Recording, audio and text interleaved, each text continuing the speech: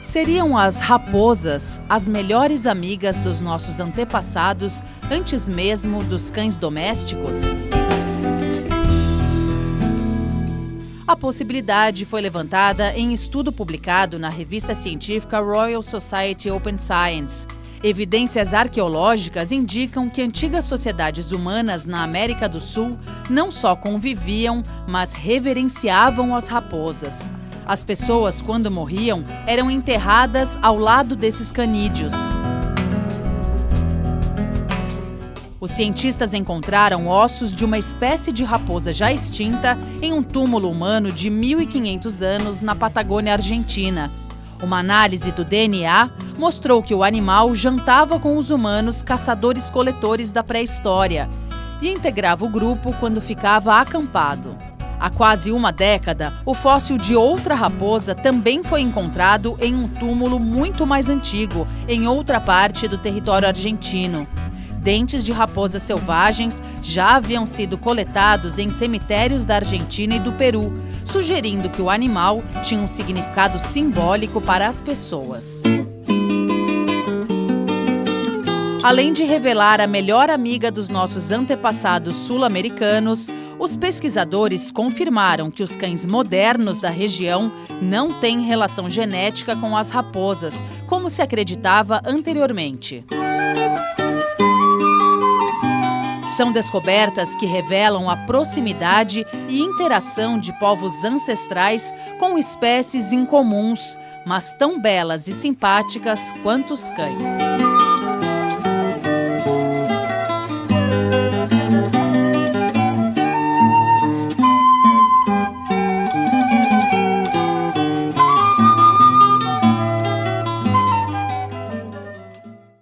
Está no ar o Repórter Eco, com informações sobre o impacto ambiental da criação de gado, a importância da preservação dos recifes de corais e o trabalho dos jardineiros e viveiristas.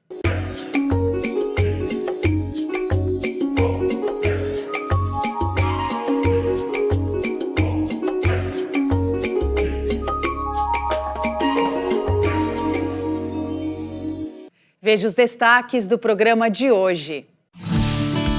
O índice Radar Verde ajuda o consumidor a saber a origem da carne bovina para evitar produtos que geram desmatamentos.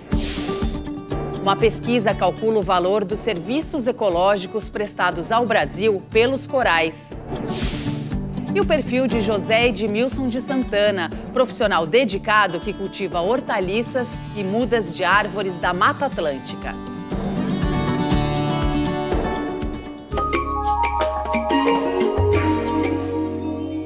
A criação de gado é um dos maiores fatores de desmatamento na Amazônia. Quem come carne bovina deve ficar atento quanto à origem do produto. O Radar Verde é um índice que ajuda o consumidor a avaliar se a carne comercializada em um frigorífico ou supermercado contribui com a destruição da floresta.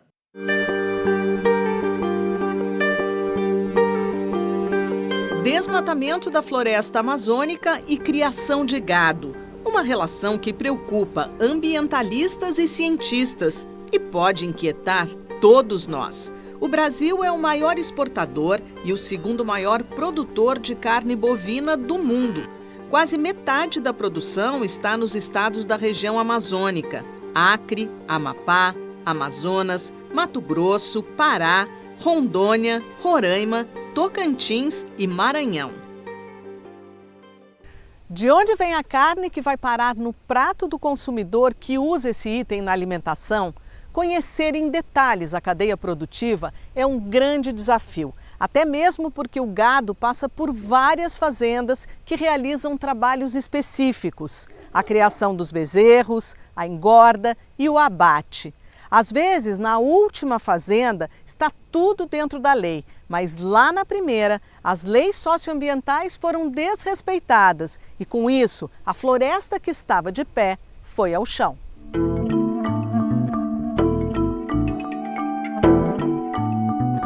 O Instituto Mundo que Queremos e o Imazon, Instituto do Homem e Meio Ambiente da Amazônia, realizam a pesquisa Radar Verde para revelar como funcionam as atividades do setor.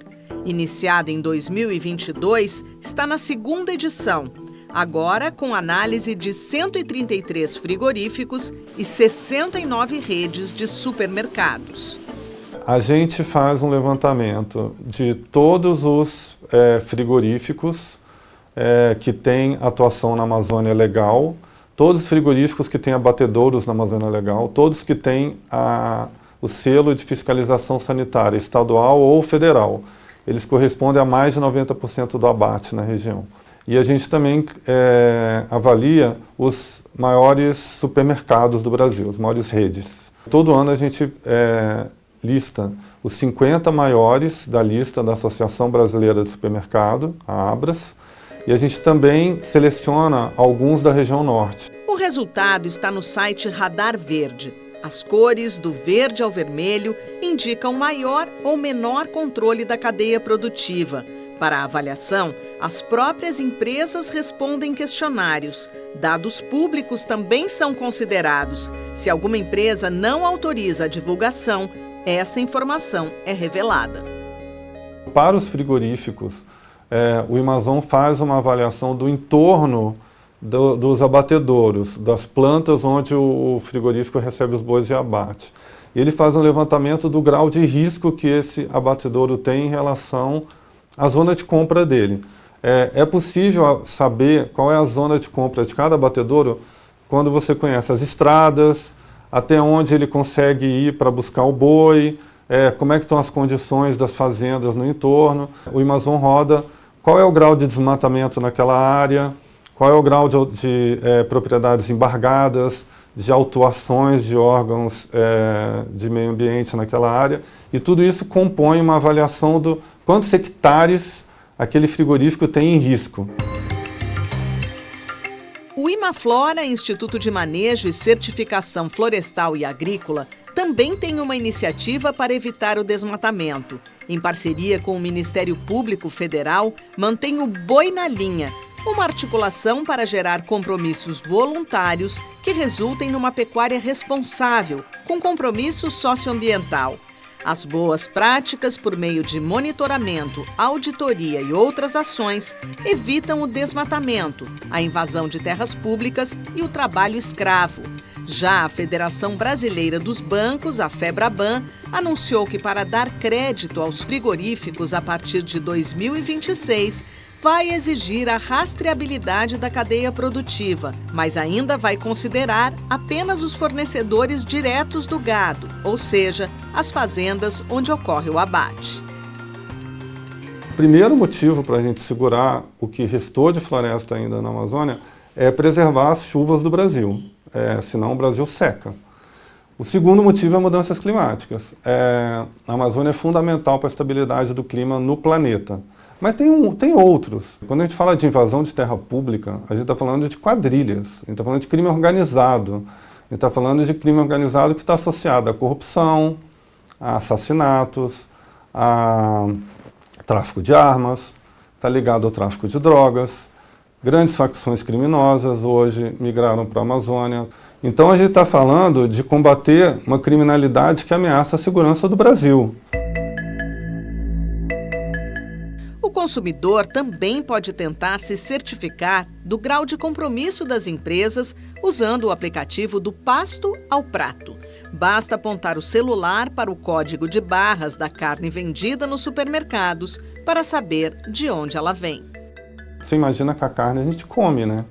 É um produto que tem que ter uma segurança sanitária. Então, quanto mais segurança a gente tiver de que a carne é produzida de maneira legal ao longo de toda a cadeia, ela também vai ser uma carne melhor, em termos de segurança, estou falando sanitária para quem consome.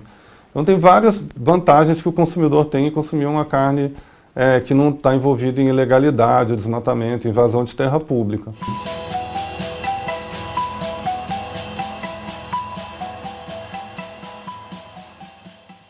Vamos agora às principais notícias da área socioambiental.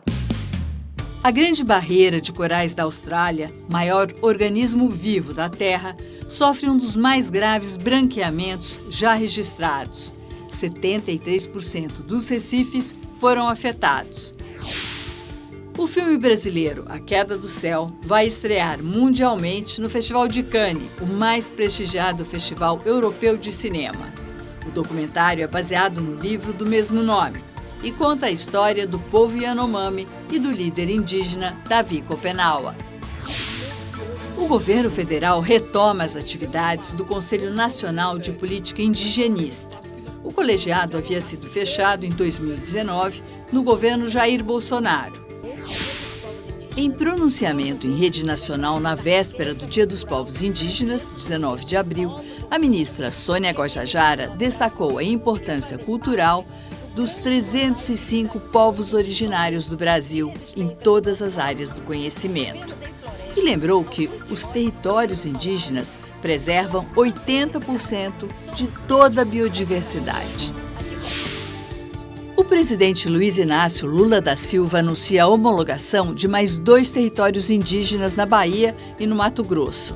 Estavam previstas 6 áreas, mas, segundo o presidente, o processo esbarrou na burocracia e impedidos por mais tempo dos governadores. Marina Silva é eleita uma das 100 pessoas mais influentes do mundo. A ministra do Meio Ambiente é a única brasileira homenageada em 2024 pela revista Time. Marina se destacou pelo combate ao desmatamento ilegal na Amazônia. Você vai ver logo mais aqui no Repórter Eco. Estudo inédito revela o valor dos serviços ecológicos prestados ao Brasil pelos recifes de corais.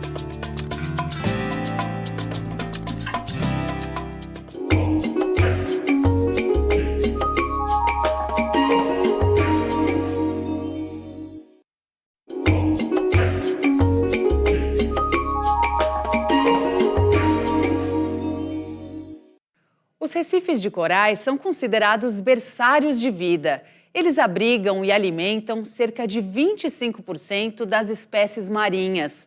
Um estudo recente mostra que, além da importância ecológica, no Brasil, esses ecossistemas geram mais de 160 bilhões de reais em serviços de proteção costeira e de turismo.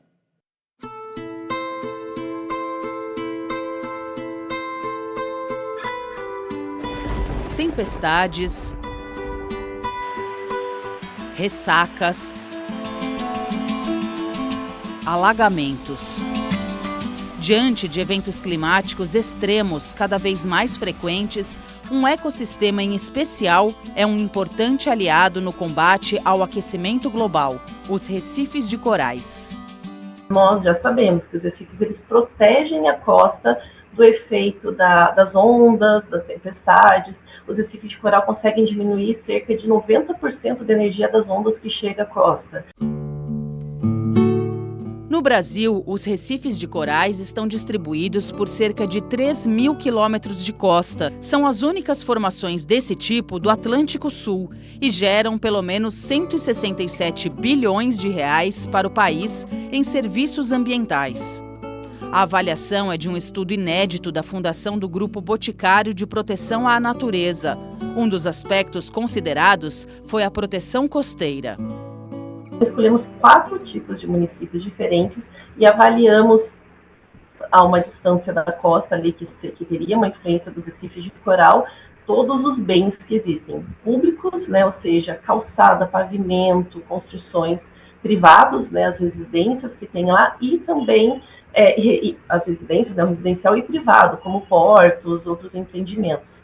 Então, avaliando o valor dessa estrutura toda, que está sendo beneficiada diretamente pelos recifes de coral, nós chegamos a esse valor da proteção dos recifes de coral. O outro fator avaliado no estudo sobre os recifes de corais do país foi o turismo. Nós verificamos que 7 bilhões por ano são gerados simplesmente pelos recifes de coral, não pela praia em si, mas pela existência dos recifes de coral. Isso representa cerca de 5% do PIB do Brasil para turismo. Os recifes de corais desempenham papéis ecológicos essenciais. Filtram a água, fazem a ciclagem de nutrientes e abrigam 25% de todas as espécies marinhas. Garantem o equilíbrio dos oceanos, imprescindíveis para a vida no planeta, porque absorvem boa parte do CO2 da atmosfera e liberam oxigênio. Mas a poluição, a sobrepesca, o turismo desordenado, a presença de espécies invasoras, a construção de empreendimentos próximos à costa e, principalmente, o aquecimento das águas provocado pela crise climática colocam os recifes de corais em risco. É muito delicada a relação dos recifes de coral, né, com as características ambientais, a temperatura da água, os nutrientes existentes na água. Então, meio grau, 1 grau de aumento na temperatura da água causa um impacto muito grande. Quando aumenta a temperatura, sofre um estresse e acontece o branqueamento, né, que pode levar à morte dos recifes de coral. O estudo deve contribuir para orientar políticas públicas necessárias, como a ampliação das unidades de conservação marinhas. As áreas marinhas protegidas, elas ainda são um dos principais instrumentos para a proteção, para a conservação da natureza, da biodiversidade dos recifes de coral. Apesar de tantas ameaças, uma boa notícia animou os cientistas. Uma pesquisa da Universidade de Queensland, na Austrália, mostrou que a área coberta por recifes de corais em todo o globo é maior do que se pensava. São quase 350 mil quilômetros quadrados, o equivalente ao estado de Goiás. Cálculos anteriores apontavam para números entre 154 mil a 301 mil quilômetros quadrados. Cerca de 20% do fundo oceânico é mapeado. Então, nós ainda temos muito a ser descoberto, entendido, e estamos perdendo já espécies e ecossistemas inteiros sem antes eles serem nem sequer descritos de forma adequada pela ciência.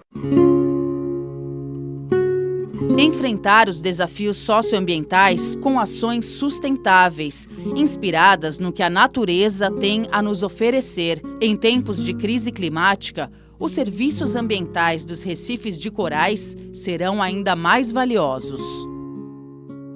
Se fôssemos fazer uma valoração dos recifes de coral mesmo, considerando todos os seus aspectos, esse valor seria muito maior. E chega ao ponto do inestimável, quando a gente começa a falar sobre valores culturais, religiosos, de estilo de vida, das comunidades tradicionais, mas também é possível pensar no valor dos corais para pesca, para alimentação, né? Então, 65% das espécies de peixe passam pelos recifes de coral em algum momento da vida. Então, isso a gente está falando de segurança alimentar. A natureza é a solução mais barata, mais eficiente e que ainda vai trazer diversos outros benefícios.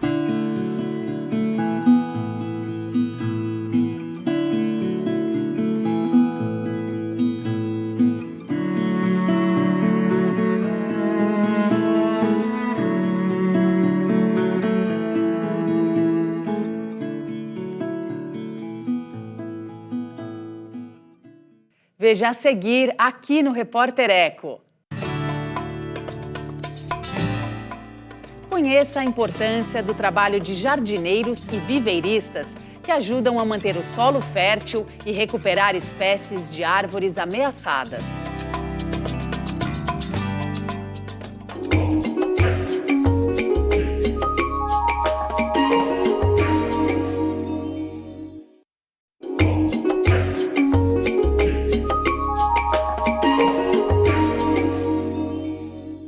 Os jardineiros e os viveiristas conhecem os segredos do cultivo do solo para gerar frutos saudáveis. São profissionais qualificados como o pernambucano José Edmilson de Santana.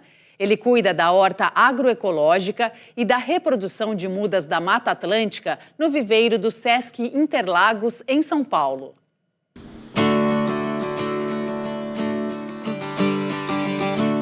Legumes, ervas, frutas, flores. O colorido da horta agroecológica do Sesc Interlagos, na zona sul da capital paulista, é fruto da dedicação do pernambucano José Edmilson de Santana.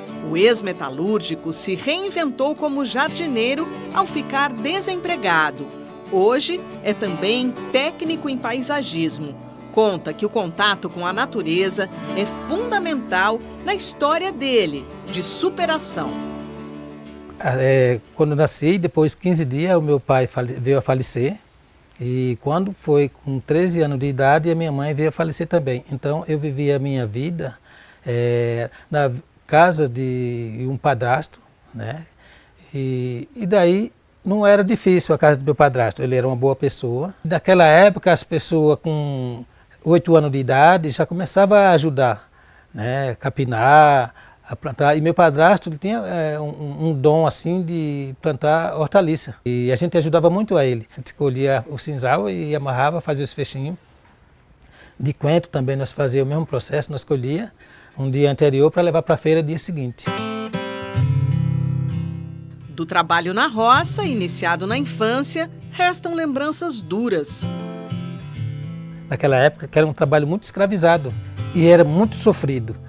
E nós saíamos de casa de manhã, naqueles caminhões de carregar canas, né, 5 horas da manhã, e só voltava às 7 horas da noite aproximadamente. E não tinha almoço, o almoço você comia aquilo que tinha na época, né, era um pouco de farinha, né, e um pedaço de carne, por exemplo. Não tinha nem água para beber. Água para beber não tinha. E você, onde estivesse cortando uma cana, você tinha que fazer um buraco no chão, no lugar que tivesse umidade, né? Para poder fazer um buraco, para poder fazer a captação de água para beber.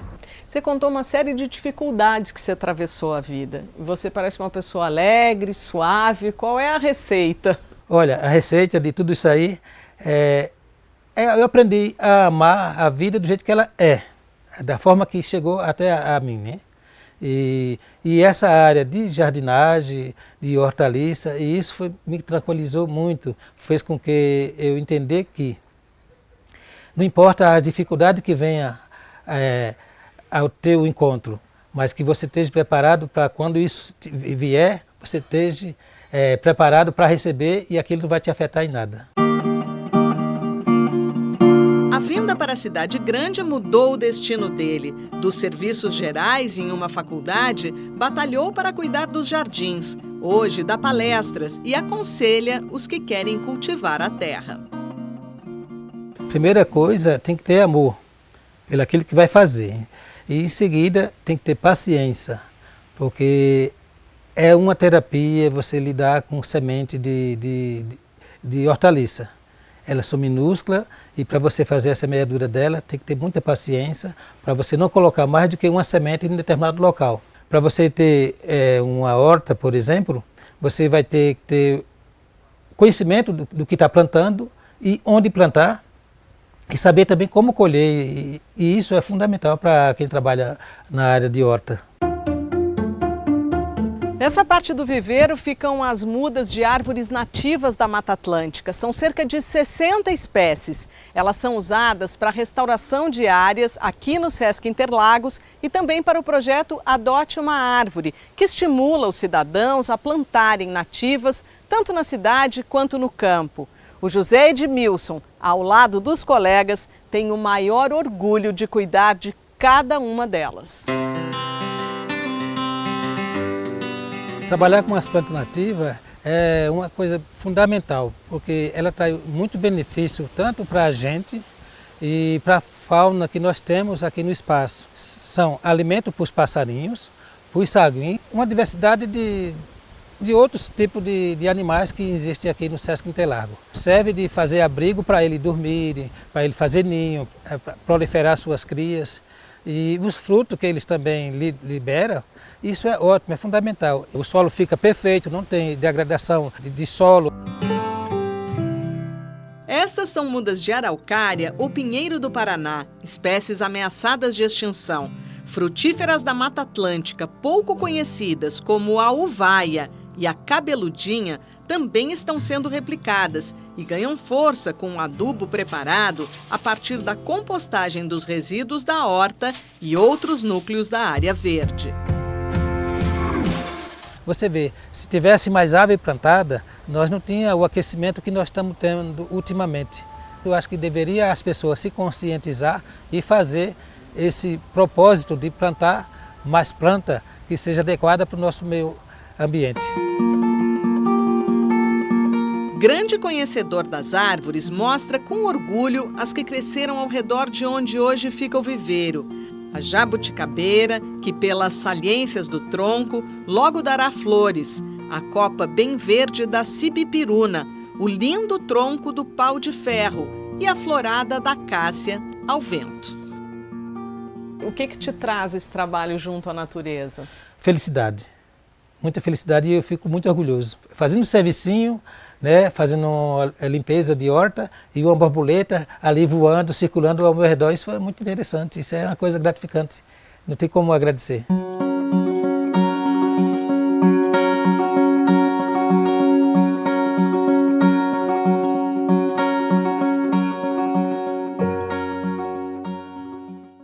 O Repórter Eco de hoje termina aqui. No próximo programa, você acompanha mais projetos, ações e pesquisas por um mundo melhor para todas as formas de vida na Terra. Até lá!